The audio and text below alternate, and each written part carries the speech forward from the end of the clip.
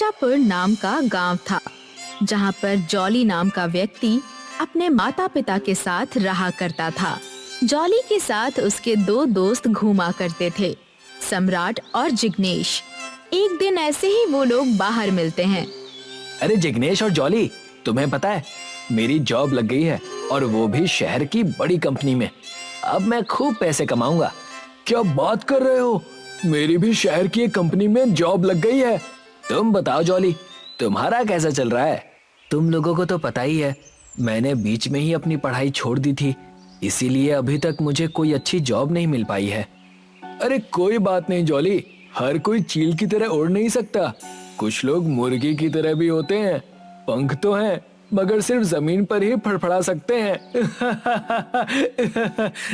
जिग्नेश, तुम्हें किसी कमजोर इंसान का इस तरह से मजाक नहीं उड़ाना चाहिए।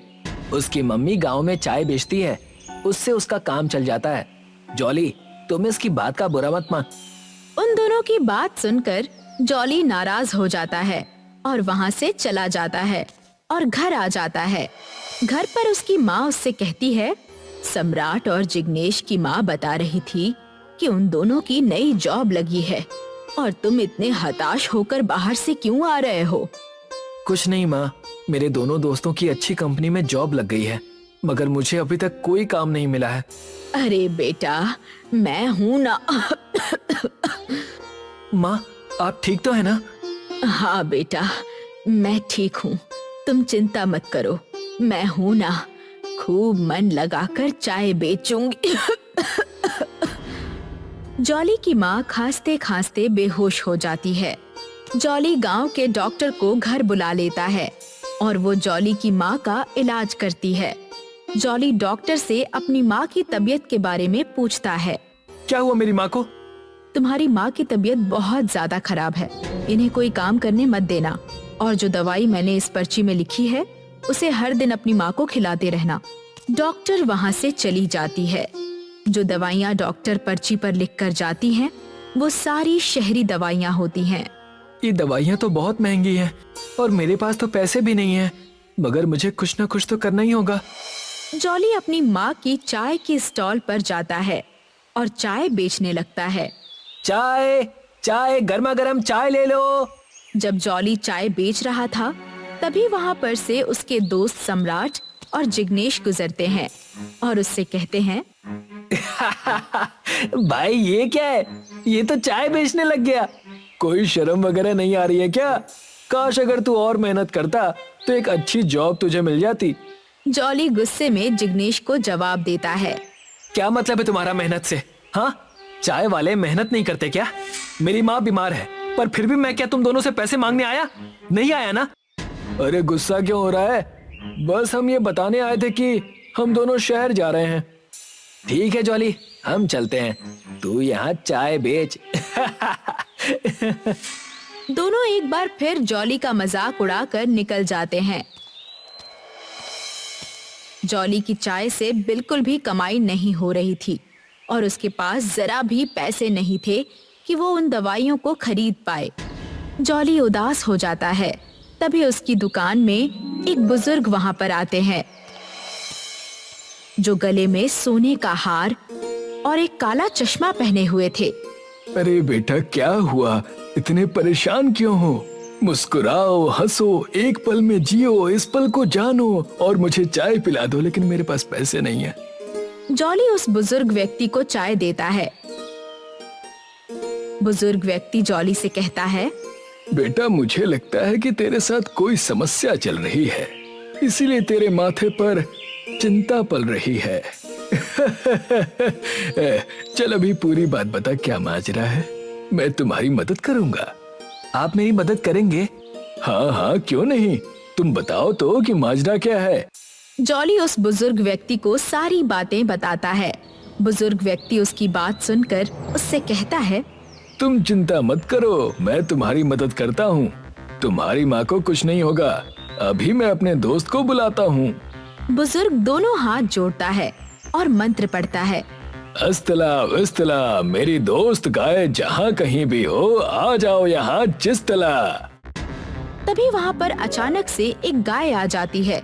ये सब देखकर जॉली चौंक जाता है बुजुर्ग व्यक्ति गाय से कहता है, तुम अब से इस जॉली के साथ रहोगी और इसकी मदद करोगी, समझ में आई ना मेरी बात?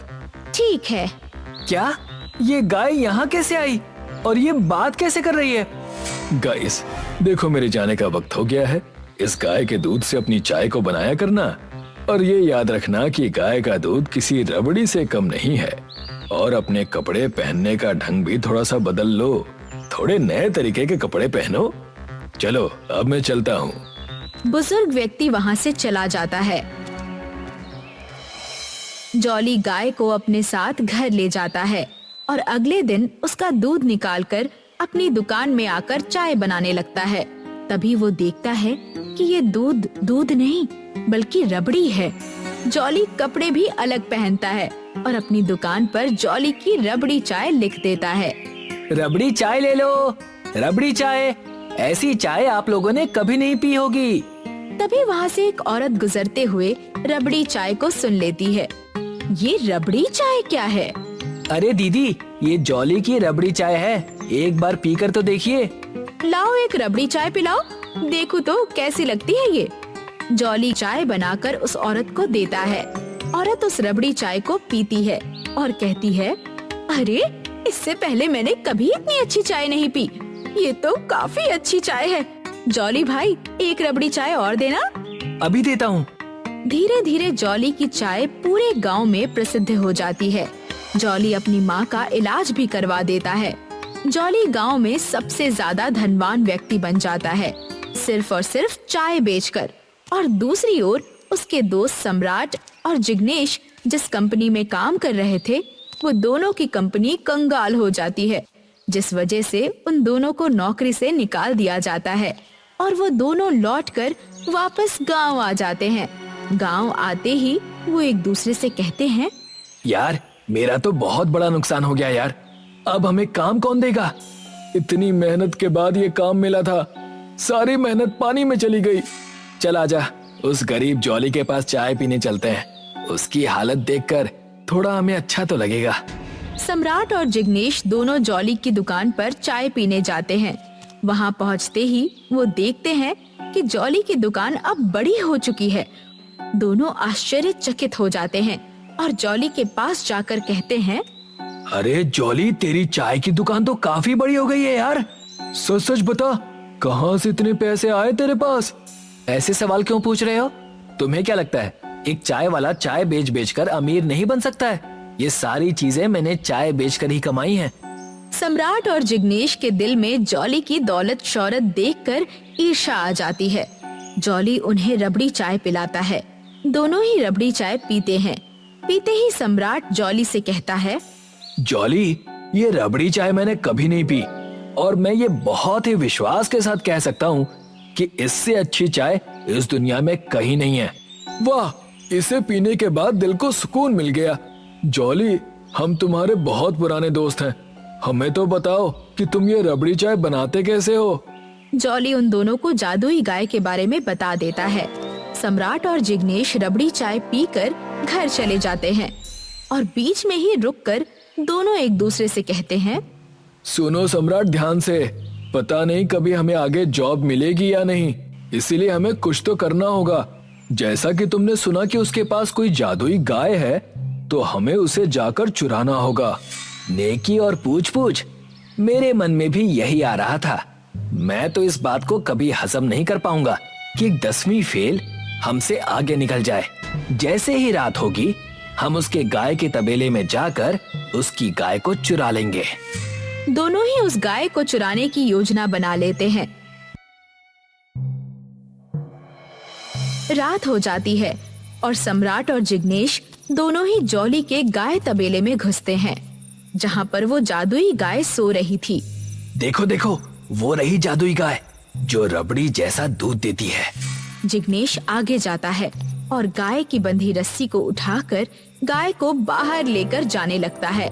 तभी गाय की नींद खुलती है और वो दोनों को देखकर कहती है, तुम दोनों की हिम्मत कैसे हुई मुझे चुराने की? दोनों आश्चर्य में पड़ जाते हैं। तुम तो बोल सकती हो, ये कैसे हो सकता है? पतंग आसमान में उड़ती है, मगर उसकी डोर जमीन पर रहने वाले इंसान के हाथ में होती है। जब उस इंसान के हाथ से उसकी डोर छूट जाए तो वो पतंग आसमान में बिडोल की तरह यहाँ वहाँ जाने लगती है और नीचे गिर जाती है। तुम दोनों वो बिडोल पतंग हो और जॉली वो है जिसकी डोर जमीन से जुड़ी हुई है। हमें माफ कर दो, हम दोनों को हमारे दफ्तर से निकाल दिया गया है, इसलिए हम यहाँ तुम्हें चुराने आए थे। हम लोग तुम्हें चुराकर खुद की रबड़ी चाय की दुकान खोलना चाहते थे। हमें माफ कर दो गाय जी। वो लोग जब बात कर रहे थे तभी पीछे से जॉली आ जाता है और उनसे कहता है, मैंने तुम दोनों की पूरी बात सुन ली है। अगर तुम्हें जॉब से निकाल दिया गया है तो ये बात तुम दोनों ने मुझे क्यों नहीं बताई? ध्यान से सुनो मेरी बात, चाहे दोस्त कितना भी बड़ा आदमी क्यों ना बन जाए, दोस्त दोस्त ही होता है, समझे सम्राट और जिग्नेश? हमें माफ कर दो जॉली कि हमने तुम्हें नीचा दिखाया। हमारी मदद करो जॉली, हमारे पास कोई काम नहीं है। बस इतनी सी बात। चलो कल से तुम दोनों मेरी दुकान पर आ जाना। जॉली सम्राट और जिग्नेश को अपने काम पर रख लेता है और दोनों को उनकी शहरी कंपनी से